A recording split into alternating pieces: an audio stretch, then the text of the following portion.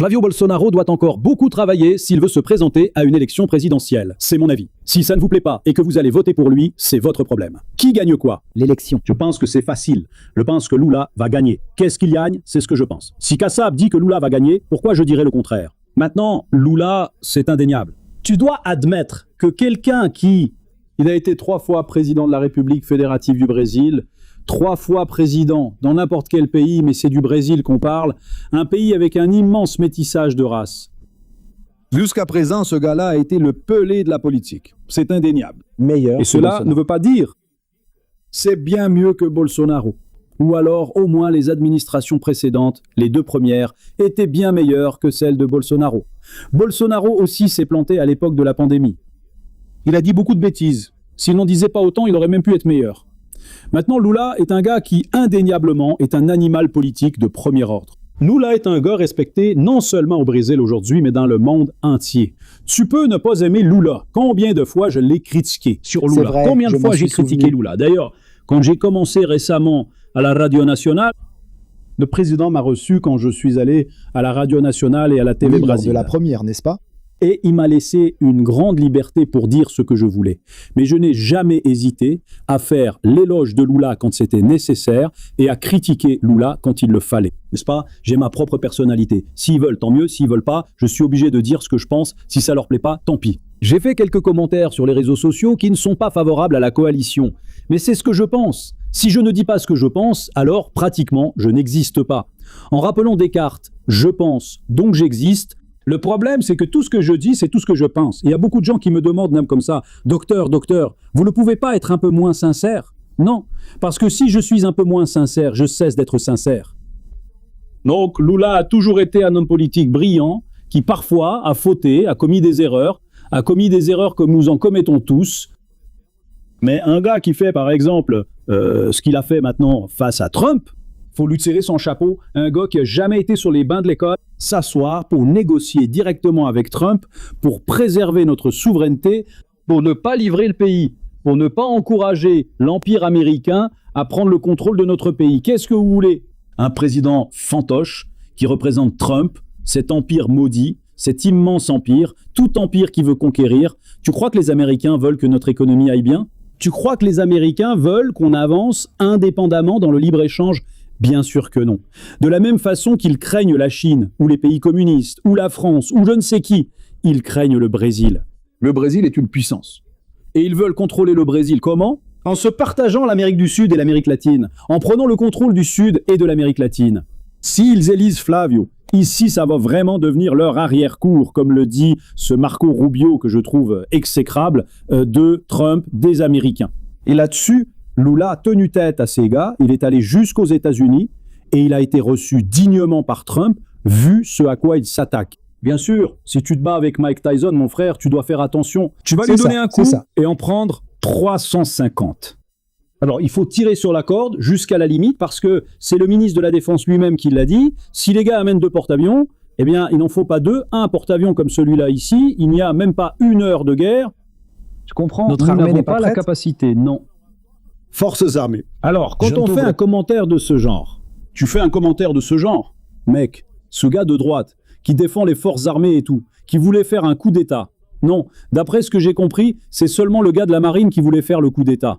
Les forces armées, d'ailleurs, ont même fait partie de la résistance à la tentative de coup d'État qui a eu lieu. Et dans la biodiversité, c'est quoi, hein? Tu fais des médicaments avec des plantes, n'est-ce pas? Mais tu penses que... De tout. Les pays du monde dépendent de tout, même des terres rares.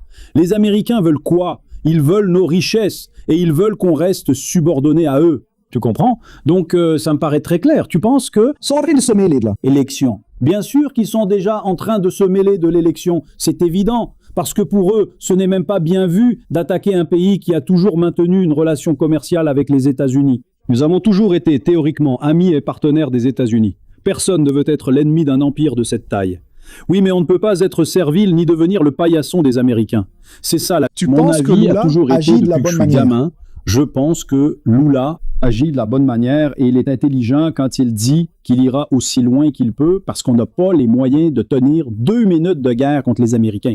Donc, notre guerre, c'est une guerre démocratique. C'est s'asseoir à la table, c'est discuter, c'est comme Lula l'a fait et a affronté Trump de front. Et Trump en est même venu à s'émouvoir. Je ne sais pas s'il a des émotions ou non, mais quand il a demandé comment un gars pauvre comme toi est arrivé à la présidence d'un pays de la taille du Brésil, il a dit « Mon ami, eh bien, j'ai mangé mon premier morceau de pain à 7 ans. » Là, le gars était choqué. C'est ce que m'a dit le ministre qui était avec Lula à cette réunion avec Trump. Il a dit comme ça, « Écoute, je n'ai pas de diplôme universitaire, mais j'ai été l'homme qui a créé le plus d'universités pour le Brésil.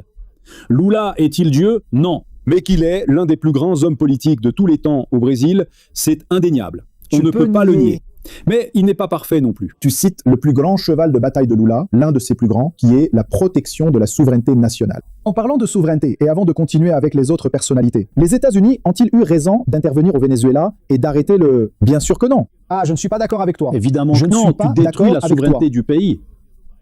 Bien qu'il y ait beaucoup de gens qui pensent comme toi, qui disent ceci, mais le système vénézuélien ne pourrait pas juger Maduro. À mon avis, Maduro devrait être arrêté, mis en prison. C'était un dictateur crapeux de la pire espèce, mais cela devrait être fait par son propre pays. Comment si tout le monde est par son propre pays. Mais oui, donc tu es favorable à ce que le gars vienne ici, attrape Lula et l'emmène. Si les élections, t'as compris? Si les élections sont avérées truquées. Non, écoute, peut-être qu'il faut beaucoup de choses pour le prouver. Admettons que l'élection ait été truquée. Je pense que c'était le cas. Mais ça ne permet pas tout à coup que le gars entre dans ta cour, sinon il va entrer chez toi et t'arrêter, sans aucun droit à la défense. Un président qui a le pouvoir judiciaire entre ses mains. Écoute, il y a forcément un moyen. Il l'a pris. Un jour, le système corrompu de Maduro finirait par tomber. Je ne suis pas d'accord avec les Américains. À partir du moment où je suis d'accord avec Donald Trump qui entre ici, prend un président d'un pays souverain et emmène le gars avec lui, il peut agir par intérêt. Un jour, il allait tomber. Le régime corrompu de Nicolas Maduro allait tomber. Maduro lui-même, par les Vénézuéliens eux-mêmes. C'est mon avis. Si je dis que je suis favorable à ce qu'un gars entre et emmène le dictateur pour le juger dans son pays, je ne vais pas permettre qu'il entre dans mon pays et fasse la même chose ici. Il existe quelque chose qu'on appelle la souveraineté, les lois internationales qui se doivent respecter. Les Américains s'en fichent complètement. Ils ne parlent même pas du Venezuela. Le Venezuela, quand l'ONU est arrivée et a décidé que Bush père ne devait pas entrer en Irak parce qu'il n'y avait pas d'armes chimiques, rien du tout, Bush père est quand même entré. Et puis Bush fils est intervenu, et maintenant Trump aussi, pas seulement au Venezuela, par coïncidence. Tu penses que c'est seulement à cause de Maduro qu'il est intervenu au Venezuela? Non. Aujourd'hui, il contrôle la deuxième plus grande réserve de pétrole du monde. Par coïncidence, il a attaqué l'Iran juste après. Tu vas voir maintenant, tu vas en dire du bien. En fait, j'ai parlé d'eux. Tu peux regarder, tu peux mettre agrandir l'écran là, Flavio Bom. Flavio Bolsonaro n'a pas le charisme de son père. Et si K sait que le gars qui a soutenu Tarcísio, c'est le gars qui a élu Tarcísio avec Bolsonaro, Sika, qui a lancé un candidat à la présidence de la République, c'est-à-dire Caiado, a dit que la possibilité que Flavio Bolsonaro batte Lula à l'élection est nulle. Sika sait qu'il a dit ça. Sika sait qu'il est politicien. Il est super malin, il a capté le message. Vrai? Le message. C'est pas du parti pris en faveur de K, non? Non. Quel supporter de K? Tu sais, K a la tête froide en politique. K, il dit ce qu'il pense et, pour une raison politique, il a dit ça. Pour te donner une idée, je suis pas autorisé à dire ça, mais je vais le dire. Un jour, K m'a appelé, m'a dit « Écoute, d'Athéna, je voudrais rejoindre la campagne de Tarcísio. » J'ai demandé pourquoi. Il m'a dit « Parce que tu peux gagner pour le poste de sénateur, grâce au soutien de Bolsonaro, mais la campagne de Tarcísio, elle est mal en point. » Et il a rejoint la campagne de Tarcísio. Et l'entrée de K dans la campagne de Tarcísio a été très positive. S'il est vu comme un homme, comme quelqu'un de droite, et qu'il lance des gars comme Caiado, il dit que la possibilité que Flavio gagne l'élection est nulle.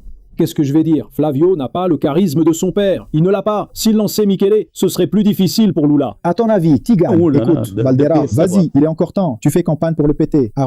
@Valderes avec 2 S. Donc je pense que la loi qui existe déjà est bonne. Maintenant, tout ce qui va au-delà, c'est restreindre la liberté d'expression.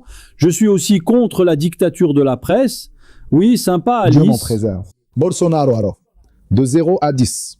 Quelle note tu donnes à Flavio Bolsonaro? Je ne vais pas lui donner de note. Je me suis arrangé avec Pablo Marsal. Là où je devais m'arranger, c'était devant la justice. Oui, il a retiré les plaintes. J'ai aussi retiré les plaintes. Il a reconnu qu'il ne voulait pas dire ce qu'il a dit. Et voilà, c'est fini. Pour moi, d'ailleurs, ils disent maintenant qu'il devra être candidat à la présidence. Oui, ça dépend du TSE. Si le TSE approuve sa candidature, quel est le problème qu'il soit candidat à la présidence? La loi est pour tout le monde. La liberté, c'est... Pour tout le monde, j'ai rien contre ça. T'as de l'argent à mettre? Sécurité de quoi? Non, je pense que presque personne n'a de chance contre Lula, tu vois. Parce que s'il se présente, il va diviser et il va prendre plus de voix à Flavio Bolsonaro qu'à Lula.